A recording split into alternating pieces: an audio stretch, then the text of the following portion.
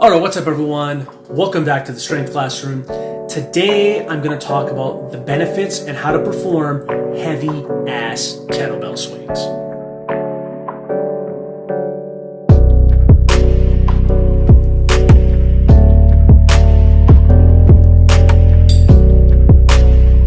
So heavy kettlebell swings are honestly a game changer. Whatever the heaviest kettlebell you have access to, use it and abuse it. So if you're looking to build explosive power, strengthen your posterior chain, just get more fit, get your lungs going, be able to do a big amount of work in a small amount of time for your posterior chain, kettlebell swings are definitely for you. So I'm gonna break down everything you need, how to maybe progress up to the heavy kettlebell swing, how to do them, how to perform them, what muscles you should feel as they're working, some cues, and all that. So what are the benefits of kettlebell swings? Well, in the first place, kettlebell swings are a compound movement, which means they engage more than one muscle group at a time.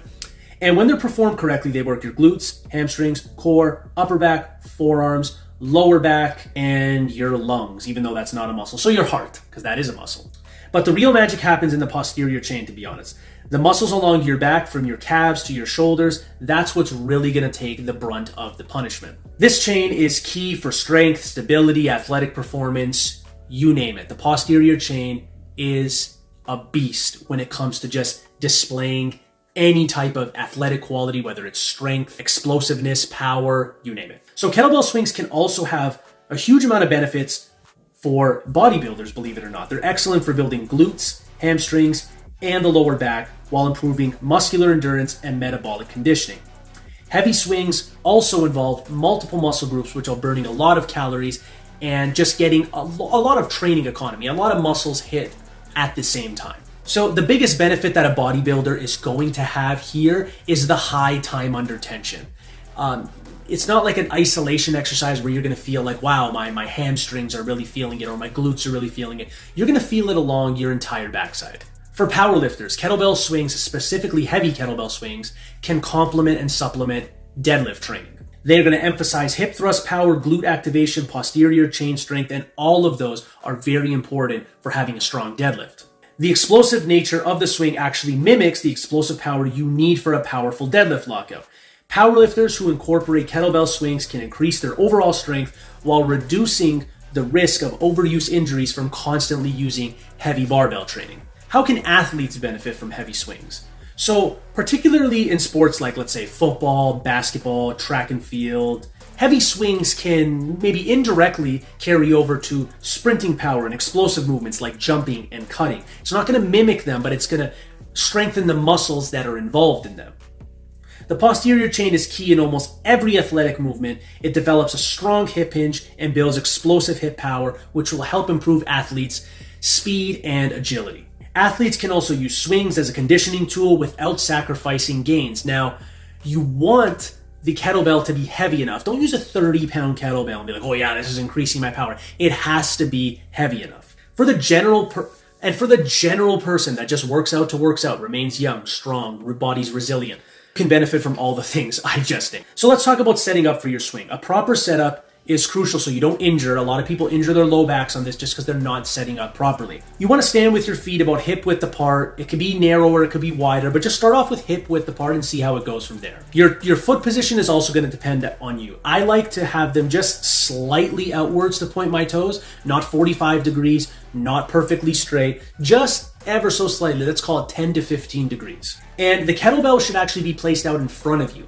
Think of how a center in football snaps the football. It's not directly under them, it's out in front of them, and then they pull it backwards. And that's exactly how you're going to initiate the swing. You're going to lift it up off the floor, you're going to pull it backwards, and then use that rebound to get it going. A big mistake I see is people just kind of deadlifting the kettlebell up and then starting the swing. Your first swing, the range of motion where it starts and where it ends, should look exactly like your final swing of the set. Your first rep shouldn't be really small and then it gradually gets bigger, because those reps honestly don't count in my opinion. You want to set yourself up properly to engage in the swing. So you're going to bend at your hips and slightly at your knees.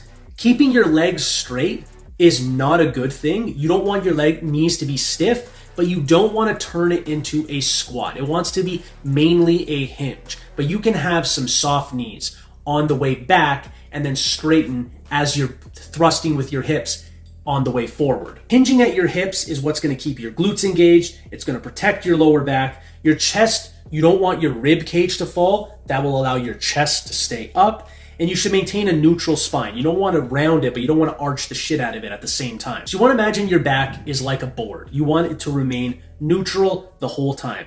You're going to grip the kettlebell really hard with both hands, and you're going to make sure your grip is firm, but it's not, let's say you're not trying to break it, okay?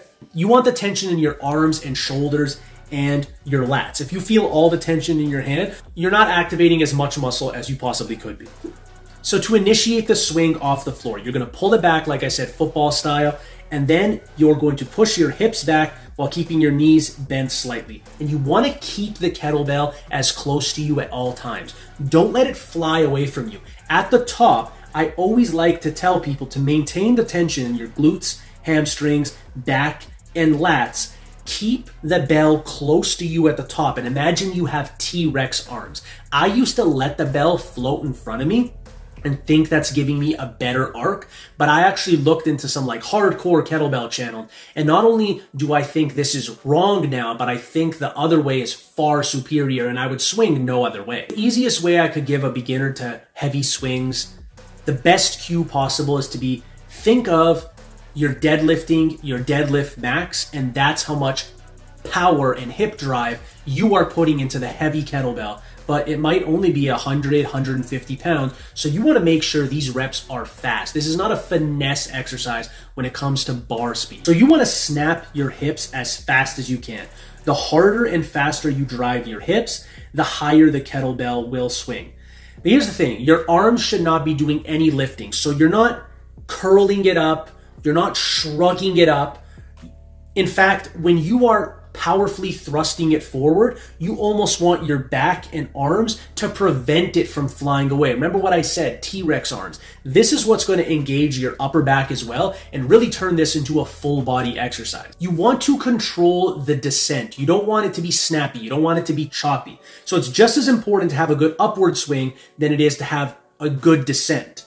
So as the kettlebell starts to fall, don't just let gravity take it and break your body in half. You need to keep tension in your hamstrings, glutes, core, and your back. So think of it as you're catching the kettlebell at the body of the movement with those muscles I just listed. Don't think of it as you're catching it with your hands. So always control the kettlebell even though it is moving fast. A way I would program this, I would do sets of 15 to 25 reps.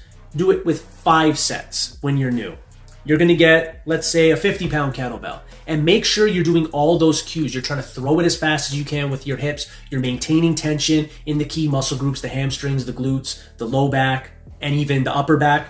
And then let's say that's really easy. You're able to do 25 reps. Go to the next heaviest kettlebell you have and the next heaviest until you're at a really heavy kettlebell.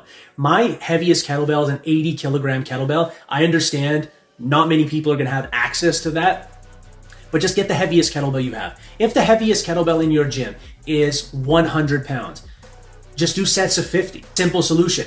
This might not build as much power because you're doing high rep sets, and it's not going to build as much strength, but it's definitely going to do a lot for fat loss, muscular endurance, and conditioning. To wrap things up, honestly, heavy swings carry over to everything. And they're great for hip drive, great for your posterior chain, great for muscular endurance, great for just a whole bunch of things. At the end of the day, just do some heavy swings. So if you like this video, like, share, subscribe, do all the good stuff. And as always, ladies and gentlemen, have yourself a great day.